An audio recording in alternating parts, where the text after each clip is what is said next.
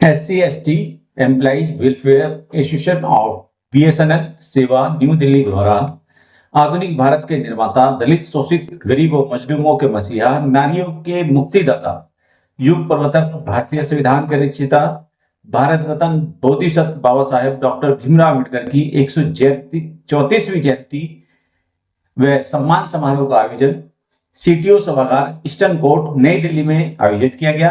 कार्यक्रम की अध्यक्षता ND राम, राष्ट्रीय महासचिव सेवा BSNL व मुख्य अतिथि डॉक्टर फगन सिंह कुलस्ते जी, राष्ट्रीय अध्यक्ष अनुसूचित जाति एवं अनुसूचित जाति के कल्याण संबंधी संसदीय समिति द्वारा की गई। आज के इस आयोजन में आए हुए अतिथियों ने सर्वप्रथम बाबा साहब के चित्र पर पुष्पांजलि अर्पित कर उनको अपने श्रद्धासुमन अर्पित किए। मोमबत्ती जलाकर व फूलमाला से पुष्पांजलि अर्पित कर बाबा साहब की जयंती का शुभारंभ किया गया। आज के कार्यक्रम में विशिष्ट अतिथि के रूप में Jatothu Hussain, honourable member National Commission of Scheduled Tribe रहे, Robert Gerard Ravi, chairman and managing director Bharat Sanchar Nigam, doctor Kalyan Sagar Nipani, director HR Bharat Sanchar Nigam limited, Shri Jay Kumar Shah, chief general manager नई दिल्ली, मान्यवर अजीत गौतम, वरिष्ठ समाज सेवी भंते दीपांकर सुमेरो भी इसमें शामिल रहे। SC/ST employees welfare association of BSNL सेवा के सभी पदाधिकारियों द्वारा भी इसमें सम्मिलित हुए, जिसमें विजयपाल, सुरेश चंद्र मीणा, सत्यवीर सिंह, राम अवतार मीणा, मुकेश, अशोक कुमार मीणा, अनिल कुमार, संदीप कुमार आदि द्वारा आए हुए अतिथियों को फूल बुक्के देकर उनको शॉल उड़ाकर सम्मानित भी किया गया। इस मौके पर सभी अतिथियों को BSNL सेवा की तरफ से मेमेंटो देकर सम्मानित भी किया गया और साथ ही आए हुए अतिथियों ने बाबा साहब के जीवन परिचय पे अपने माध्यम से विभिन्न बातों को उजागर करते हुए प्रकाश भी डाला। आज के इस भव्य आयोजन में तमाम दिल्ली NCR व कई राज्य के BSNL सेवा के कर्मचारी भी इसमें सम्मिलित हुए। आइए देखते हैं विशेष कवरेज NPT न्यूज इंडिया की। जैसा कि हम सभी जानते हैं कि सेवा हमेशा अपने संवर्ग, अपने समुदाय के लोगों के लिए, महिलाओं के लिए, उनके कल्याण के लिए एक प्रखर आवाज़ बनकर उभरा है और हमेशा अपने मुद्दे बहुत ही तेज़ी से, बहुत ही बेबाकी से और बहुत ही ज़ोरदार तरीके से संगठन के सामने रखे हैं। मैं अभी आज के इस कार्यक्रम में मंच पर हमारे बीच ND राम जी उपस्थित हैं, तो उनको अध्यक्ष भाषण के लिए मैं मंच पर आमंत्रित करूंगी और आप सभी से मेरा अनुरोध है कि जोश बनाए रखें और अपनी उपस्थिति भी बनाए रखें, क्योंकि उसके तुरंत बाद मुख्य अतिथि हमारे जो बीच उपस्थित हैं श्री माननीय फगन सिंह कुलस्ते जी, उनका संभाषण होगा। लेकिन उसके पहले अध्यक्ष संभाषण के लिए मैं आमंत्रित करूंगी ND राम सर को। Thank you madam. जय जय जय जय जय भीम, जय जय जय जय जय भीम, जय जय जय जय जय भीम। डॉक्टर BR अम्बेडकर अमर है, अमर है। Doctor BR Ambedkar, doctor BR Ambedkar. सबसे पहले मैं तथागत बुद्ध को नमन करता हूं और देश में जन्मे सभी संतों और गुरुओं को नमन करते हुए, जिनमें मुख्य रूप से सामाजिक क्रांति के अग्रदूत महात्मा ज्योतिराव फूले, हमारे आधुनिक भारत के निर्माता, नारियों के मुक्तिदाता, भारतीय संविधान के मुख्य रचयिता बोधिसत्व बाबा साहब डॉक्टर भीमराव अम्बेडकर के चरणों में नमन करते हुए, हम धरती आबा कहे जाने वाले बिरसा मुंडा जी को नमन करते हुए, आज के इस सभा के मुख्य अतिथि बहुत ही सम्माननीय अनुसूचित जाति जनजातियों के पार्लियामेंट्री कमेटी के चेयरमैन डॉक्टर फगन सिंह कुलस्ते साहब, आज की इस सभा में उपस्थित हम सभी के बहुत ही प्रिय और बहुत ही सपोर्टिव एक हमारे डायरेक्टर HR साहब निपानी साहब, हमारे CNTX नॉर्थ के मुखिया, एक बहुत ही ऊर्जावान और बहुत ही तेज तरार हमारे ऑफिसर मुख्य महाप्रबंधक शाह साहब, इस सभा में उपस्थित हम सभी के लिए एक अनमोल रत्न, हमारे देश के अनमोल रत्न हैं मानवर अजीत गौतम साहब, जिन्होंने बाबा साहब डॉक्टर अंबेडकर को अपनी आंखों से देखा है। जैसे आज हम उनके साथ बैठते हैं तो हमें एहसास होता है, ऐसा लगता है कि हम डॉक्टर अंबेडकर के साथ बैठे हुए हैं। तो ये अपने यंग एज में बाबा साहब डॉक्टर अंबेडकर के साथ में रहे हुए हैं। पूरी जिंदगी मानवर कांसीराम साहब के साथ इन्होंने काम किया। इस सभा में उपस्थित हमारे प्रिय मित्र Arsul ji SNA general secretary और Ravindra Sil ji AIJTO general secretary, देवाब जनरल सेक्रेटरी गुप्ता जी और सिबोवा जनरल सेक्रेटरी सोनी जी, और हमारे मंच पे उपस्थित सागर साहब, हमारे यहाँ पे जो PS साहब बैठे हुए हैं, मेंबर ऑफ पार्लियामेंट, और इस सभा में उपस्थित सभी भाइयों बहनों, सबसे पहले मैं भारतीय संविधान के रचयिता बोधिसत्व बाबा साहब डॉक्टर भीमराव अम्बेडकर के 134वीं जयंती पे आप सभी को हार्दिक बधाई देता हूँ, शुभकामनाएं देता हूँ, और आप लोगों का वंदन करता हूँ कि आज एक बहुत ही एक ऐसे मीटिंग में उसके लिए आप लोगों ने समय निकाला।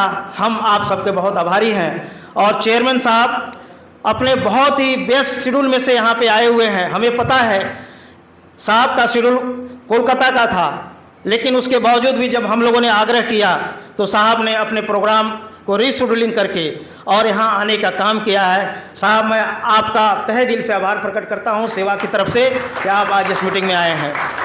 मैं अपने डायरेक्टर साहब का बहुत ही आभार प्रकट करना चाहता हूँ। मुझे मालूम है कि आज बोर्ड की मीटिंग है, CMD साहब शायद अभी तक आए नहीं हैं, लेकिन अभी भी आने की उम्मीद है। उन्होंने मुझे बोला है कि मैं may be 5 minute 10 minute but I will come. अभी आए नहीं हैं, लेकिन डायरेक्टर साहब ने बोर्ड की मीटिंग रहने के बावजूद भी यहाँ आए हुए हैं। सर, मैं आपको सैल्यूट करता हूँ कि आपने you have given regard, respect, love, affection to our this employee on this special occasion and you are witnessing here. और शाह साहब यहाँ पे आए हुए हैं। मैं आप सबका एक बार फिर से धन्यवाद देना चाहता हूँ। साथियों, जैसा कि डायरेक्टर HR साहब ने बताया कि पिछले 25 सालों से हम यहाँ बाबा साहब डॉक्टर अंबेडकर की जयंती मनाते आए हैं। मानवर कांसीराम साहब इसी हॉल में, इसी जगह पे 2001 में आए हुए थे। हम लोगों ने स्पेशली उनको बुलाया था, उस समय होशियारपुर में थे, वहाँ से स्पेशली यहाँ आए थे इस हॉल में। हमें वो दिन याद है, और तब से, उसके पहले से हम लोग लगातार यहाँ पे जयंती मना रहे हैं। जयंती क्यों मनाते हैं, क्यों मनाया जाता है? मैं तो बहुत सालों से डिमांड कर रहा हूँ, अपने विभाग से डिमांड कर रहा हूँ, CMD से डिमांड करता हूँ, मिनिस्टर को भी लिखता हूँ। मैं ये लिखता हूँ कि हमें BSNL के अंदर या तो डिपार्टमेंट खुद बनाए। जब भारत सरकार, हमारे प्रधानमंत्री, राष्ट्रपति जब बाबा साहब डॉक्टर अम्बेडकर की जयंती पार्लियामेंट हॉल के अंदर जब मनाते हैं, तो BSNL के अंदर क्यों नहीं मनना चाहिए? BSNL के मनना चाहिए।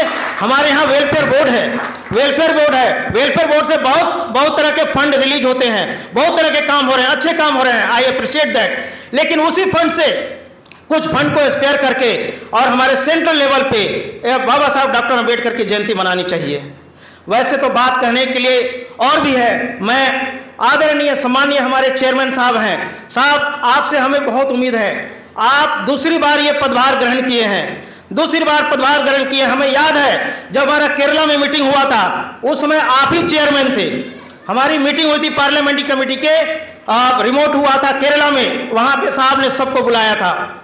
श्रीवास्तव साहब उस समय हमारे CMD थे, और वहां पे हमारा सब्सक्रिप्शन डिडक्शन का बहुत प्रॉब्लम हो रहा था। साहब ने ऐसा दिशा निर्देश दिया और उन्होंने बोला कि हमें अगले महीने से सब्सक्रिप्शन डिडक्शन हम देखना चाहते हैं। और नहीं तो उसके बाद आप लोग जानना। और मैं आपको धन्यवाद देना चाहता हूं और सभी लोगों को आज जान लेना चाहिए कि हमारा सब्सक्रिप्शन डिडक्शन जो आया, साहब के प्रयास के कारण हमारा सब्सक्रिप्शन फ्रॉम सैलरी आया है। सर, आपसे इसलिए जब आप दूसरी बार जब चेयरमैन बने हैं, आपसे बहुत सारी हमारी उम्मीदें हैं, क्योंकि आपने उम्मीदों पे खरा आप उतरे हैं, इसलिए आपसे उम्मीदें हमारी और भी बढ़ रही है। जैसे कि हमारे साथी यहाँ पे हमारे जो जनरल एसोसिएशन है, सर्विस एसोसिएशन, ये जॉइंट एसोसिएशन के लीडर है, जनरल सेक्रेटरी। मैं पिछले मीटिंग में भी इनको एक साथ लाने का काम किया और सारे यूनियन एसोसिएशन को हमने कहा कि अगर आप दोनों, खास करके आप दोनों अगर मिलकर चलें बीएसएनएल के अंदर में, तो बीएसएनएल में एक भी समस्या नहीं रहेगी। क्योंकि हमारे जब ऐसे हमारे इतने सुलझे हुए डायरेक्टर एचआर यहाँ पे है, तो हमारी समस्याओं का समाधान होने में कोई कमी नहीं, मतलब वो हल ही होने वाला है, वो बिल्कुल हल होने वाला है। लेकिन आप लोग एकजुटता के साथ एक बिल्कुल यूनि डायरेक्शन होकर चलना है, क्योंकि मैनेजमेंट को तो बहाना चाहिए, मैनेजमेंट को बहाना चाहिए। अगर दो रास्ते जाएंगे, मैनेजमेंट तो खुश रहेगा कि ठीक है आप इधर जाओ उधर जाओ। अगर आप एक साथ चलेंगे और सेवा आपके साथ हमेशा है। हम जो जनरल काउज के लिए एक सारे एम्प्लॉय के लिए सेवा हमेशा, मैं तो कहता हूं आपके साथ क्या, मैं आपसे आगे चल के काम करने के लिए तैयार बैठा हुआ हूं और मैं करता भी हूं साथियों। तो मैं यही कहना चाहता हूं, मैं कुछ ज्यादा नहीं कहूंगा, हमें चेयरमैन साहब को सुनना है। लेकिन हमारे जो कुछ बिंदु हैं, डायरेक्टर साहब आपको मैं धन्यवाद देना चाहता हूं। हम पिछले बार ये प्रयास हमने किया था, ये ऑडिटोरियम जो है CTO auditorium, CTO is now nowhere in existence. तो हमने बोला कि किसी तरह का किसी को कोई एतराज नहीं है। अगर सीटीओ ऑडिटोरियम है, इस ऑडिटोरियम का नाम अगर डॉक्टर अंबेडकर ऑडिटोरियम कर दिया जाएगा तो इसमें कोई फाइनेंशियल इंप्लीकेशन नहीं है और एक इतिहास बनेगा, एक मिसाल बनेगा। हमने पीछे चोपड़ा साहब के समय भी हमने बात किया था और ये प्रोसेस में हो गया था। यहाँ पे स्टैचू भी हमने लाने का प्रयास कर दिया था, लेकिन वो किसी कारणों से साहब को जल्दी जाना पड़ा और इस तरह से वो नहीं हो पाया। कोई बात नहीं, अब हो जाएगा, हमें खुशी है। और मैं साहब से भी रिक्वेस्ट करता हूं कि इसको प्रोसेस करके इसका रिन्यूअल कर दिया जाए। इससे आने वाले पीढ़ी जो है आप सबका हमेशा आभार प्रकट करेगी। और इसके साथ जैसा कि अभी हमारे साथियों ने कहा, हम और कुछ नहीं चाहते, हम कोई ऐसा नहीं चाहते कि हमें कोई जो इनलेजिटिमेट हमें राइट्स हमें चाहिए, कोई ऐसा चीज हमें चाहिए जो नहीं है। हम वही चाहते हैं जो बाबा साहब डॉक्टर अम्बेडकर ने संविधानों में उन्होंने लिखा है, संविधान के माध्यम से हमें जो मिला हुआ है। हम इससे ज्यादा कुछ नहीं चाहते, लेकिन इसके साथ मैं ये भी कहना चाहता हूं, मुझे इससे कम भी नहीं चाहिए। अब मुझे इससे कम भी नहीं चाहिए। अगर मिलने का या देने का कोशिश किया जाएगा तो हम उसको कभी बर्दाश्त नहीं करेंगे। मैं ये कहता हूं कि सेवा बीएसएनएल एक एसोसिएशन है, एक यूनिक एसोसिएशन है सर पूरे ऑल इंडिया में, जहां की ग्रुप ए से लेकर ग्रुप डी हमारे सीजीएम भी मेंबर हैं, हमारे क्लास 4 के एम्प्लॉय भी मेंबर हैं, सभी यहां पे मेंबर है। एक यूनिक आइडेंटिटी है, क्योंकि सभी लोग हमारे यहाँ पर एक साथ हमारे मेंबर हैं और काम कर रहे हैं। और सबसे पहले हम बीएसएनएल को फर्स्ट रखते हैं। बीएसएनएल का भला होना चाहिए, कर्मचारियों का भला होना चाहिए, लेकिन उसके साथ साथ हमारी जो कॉन्स्टिट्यूशनली ग्रांटेड राइट्स है, उस राइट्स का भी हनन नहीं होना चाहिए और राइट्स भी हमें मिलने चाहिए। उसी के लिए भारत सरकार ने प्रोविजनिंग किया है। हमारे 3 कॉन्स्टिट्यूशनल बॉडीज हैं, 3 कॉन्स्टिट्यूशनल बॉडी है। Honourable parliamentary committee on the welfare of SC, जिस चेयरमैन साहब हमारे यहाँ पे बैठे हुए हैं, honourable national commission for scheduled caste, honourable national commission for scheduled tribe. Sir, मैं ये बात इसलिए कहना चाह रहा हूं, हम बात बीच में आती है कभी कभी, तो मैं कहता हूं कि हम सबसे पहले बात अपनी आवाज अपने मैनेजमेंट के साथ रखते हैं, लेकिन अगर हमारी आवाज यहां पे नहीं सुनी जाएगी या दबाने की कोशिश किया जाएगा तो हमारे लिए 3 पार्लियामेंट्री कमेटी हैं, 3 पार्लियामेंट्री जो हमारी कॉन्स्टिट्यूशनल बॉडी है। हम वहां पे जाते हैं, जाते रहे हैं, जा रहे हैं आज भी और आगे भी जाएंगे। जैसे आप लोगों ने अभी देखा होगा कि अभी जो एक यहाँ कैचअप रूल लागू करने के लिए एक हाई कोर्ट ने एक दिशा निर्देश दिया, वो भारत सरकार के गाइडलाइन के खिलाफ है, डीओपीटी के खिलाफ है। हमने करीब 55 मेंबर ऑफ पार्लियामेंट को हमने लेटर लिखा, 55 मेंबर ऑफ पार्लियामेंट को लेटर लिखा, चेयरमैन साहब को लिखा, चेयरमैन साहब ने भी आगे उसको मंत्री साहब को लिखा, लेकिन वो सारा वह उधर से यहाँ पे कम्युनिकेशन हुआ, लेकिन समय इतना कम था। 25 तारीख को वहाँ पे चंडीगढ़ में डेट था हाईकोर्ट का और हमें कोई और रास्ता नजर नहीं आता। हम सुप्रीम कोर्ट गए और सुप्रीम कोर्ट से एक दिन पहले 25 तारीख को चंडीगढ़ में डेट था, 24 तारीख को उस ऑर्डर पे हमने स्टे लाया। हमारे साथियों में खासकर से अकाउंट्स के हमारे जो साथी हैं, हमारे मुकेश जी हैं, कुशवीर जी हैं, विजय पाल जी हैं और अंजलि मैडम हैं, इन लोगों ने बहुत अच्छे तरह से कोऑर्डिनेट किया और इस तरह से आज वो स्टे लगा। साहब यहाँ पे कैच अप रूल लगाने की साजिश हो रही थी। हम कहते हैं, हमने दिखाया कि ये पार्लियामेंट्री कमेटी का गाइडलाइन है। अगर कोई कोर्ट अगर भारत सरकार के स्टैंड के खिलाफ जाता है, आपको क्या करना है? आपको उस कोर्ट के ऑर्डर को नहीं देखना है, आपको चैलेंज करना है। आपको चैलेंज करना है और तब तक चैलेंज करना है lower court, high court, supreme court तक जाना है। तो अब बहुत अच्छा माहौल है कि उस ऑर्डर को सुप्रीम कोर्ट ने स्टे लगा दिया है और मेन जो केस है जनरल सिंह का, वो अभी पेंडिंग है, पता नहीं कब डिसीजन आएगा। लेकिन इन द मीनवाइल जो सुप्रीम कोर्ट ने, ऑनरेबल सुप्रीम कोर्ट ने जजमेंट ऑलरेडी 2022 में 28 जनवरी 2022 को ऑलरेडी एक ऑर्डर, इंटरिम ऑर्डर दिया हुआ है और उसमें सुप्रीम कोर्ट ने क्लियर कट कहा है कि आप प्रमोशन प्रोसेस को रोक नहीं सकते, आप प्रमोशन प्रोसेस को कंटिन्यू करिए। और आज हमारे बीएसएनएल के अंदर टेलीकॉम में और अदर स्ट्रीम में सारे प्रमोशन हो रहे हैं, सारे promotion as per the DOPT guideline हो रहे हैं। मैं धन्यवाद देना चाहता हूं डायरेक्टर एचआर साहब को, बीएसएनएल मैनेजमेंट को, कि सारे प्रमोशन जो डीओपीटी गाइडलाइन के साथ हो रहा है। मैं यहां भी यही एक्सपेक्ट करता हूं कि अकाउंट्स में भी जो एओ टू सीओ का प्रमोशन है इमीडिएटली वो होना चाहिए विदाउट एनी फर्दर डिले, क्योंकि ऑलरेडी 5-6 साल डिले हो चुका है। तो मैं यही कहना चाहता हूं, तो मुझे डीओपीटी गाइडलाइन जो है उसके मुताबिक हमें राइट चाहिए, हमें और कुछ नहीं चाहिए, हमें और कोई एक्स्ट्रा नहीं चाहिए। मैं यही कहना चाहता हूं, जो भी पॉलिसी है, हमारी भागीदारी है। बहुत सारी बीएसएनएल में कमेटियां हैं, बहुत सारी कमेटियां हैं, बहुत सारी कमेटियों में हमें बुलाया जाता है, लेकिन बहुत सारी ऐसी कमेटियां हैं उसमें हमें नहीं बुलाया जाता, जबकि हमारी भागीदारी, हमारी जो परसेंटेज है उससे कम नहीं बल्कि ज्यादा ही है, उससे ज्यादा ही है अब बीएसएनएल के अंदर में। तो भागीदारी हमें चाहिए। और एक चीज मैं ये कहना चाहता हूं, जो बैकलॉग वैकेंसी रिस्ट्रक्चरिंग जो हुआ है, रिस्ट्रक्चरिंग बीएसएनएल में हुआ, रिस्ट्रक्चरिंग का रिव्यू होना मस्ट है, क्योंकि जो रिस्ट्रक्चरिंग के बाद जो पोस्टें आई है, पोस्ट जो प्रोपोर्शनेट नहीं है, पोस्ट प्रोपोर्शनेट नहीं है। मैं देखता हूं कि बहुत जगह पे हमारे जीएम्स बैठे हुए हैं, जीएम्स बैठे हुए, लेकिन वहां एक भी डीजीएम नहीं है। क्या बिना डीजीएम के जीएम के जस्टिफिकेशन है? बिना डीजीएम का जीएम के बैठने का जस्टिफिकेशन है, तो वहां डीजीएम भी होना चाहिए। बहुत सारे कैडर हैं इलेक्ट्रिकल में, जेटीओ में, वहां पे जितने लोग हैं उससे भी कम वहां पे जो है सैंक्शन स्ट्रेंथ है, बहुत सारे हैं। अभी बहुत सारे ऐसे हैं सिविल में, इलेक्ट्रिकल में, इस तरह के सिचुएशन है। तो रिस्ट्रक्चरिंग का रिव्यू होना बहुत जरूरी है। और मैं स्पेशली कहना चाहता हूं कि डीजीएम कैडर में बहुत ही कम मतलब सीट रखा गया है रिस्ट्रक्चरिंग के बाद, उसको रिव्यू होना चाहिए और एक अच्छा खासा उसमें नंबर में सैंक्शन स्ट्रेंथ तो सैंक्शन होना चाहिए, ये मैं कहना चाहता हूं। हमारे बैकलॉग वैकेंसी है, बैकलॉग वैकेंसी रिस्ट्रक्चरिंग के नाम पे, रिस्ट्रक्चरिंग नाम पे बैकलॉग खत्म कर दिया गया है।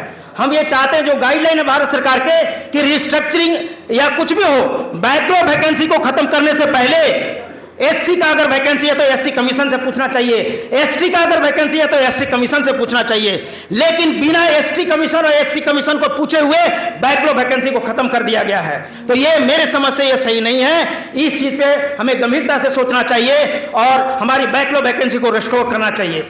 एक और चीज है, 1992 का एक लेटर है डीओटी का लेटर है कि रिव्यू ऑफ रिजल्ट, ये पहले 1-2 बार हुआ है लेकिन अब बाद में नहीं हो रहा है। 1992 का लेटर है, उसमें यह है कि जो एससी के लोग हैं, कोई कंपिटिटिव एग्जाम होता है, अगर 20% अगर क्वालिफाइड है, 20% आया है और एसटी में 15%, उसको रिव्यू करके अगर वैकेंसी एग्जिस्ट कर रहा है, अगर वैकेंसी एग्जिस्ट कर रहा है तो और कैंडिडेट अवेलेबल है तो रिव्यू करके 15-20 वाले को आपको रखना है। लेकिन आज नहीं हो, आज ये इंप्लीमेंट नहीं हो रहा है। ये डीओटी का लेटर है 1992, शायद 38 सितंबर 1992 का लेटर है। हम बार बार यहाँ पे लेटर लिख के देते हैं कि इसको इंप्लीमेंट होना चाहिए। तो मैं रिक्वेस्ट करता हूँ डायरेक्टर एचआर साहब से, इसको संज्ञान लें और ये चीज को ये होना चाहिए।